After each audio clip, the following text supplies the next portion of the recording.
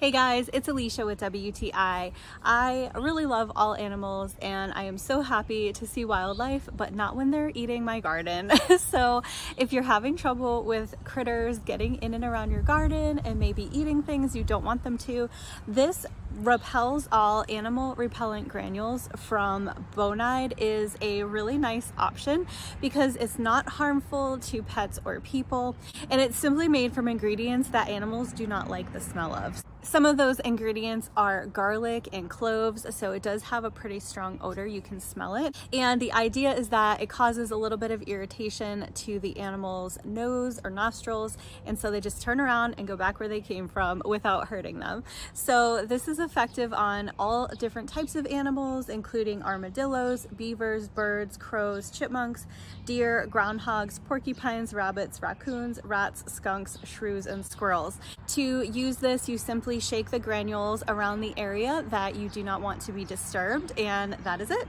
So if you're dealing with some pesky animal friends that you don't want eating your garden, then I would definitely check out these granules. I've used them for quite a while and I do find them to be effective, and that's my point of view.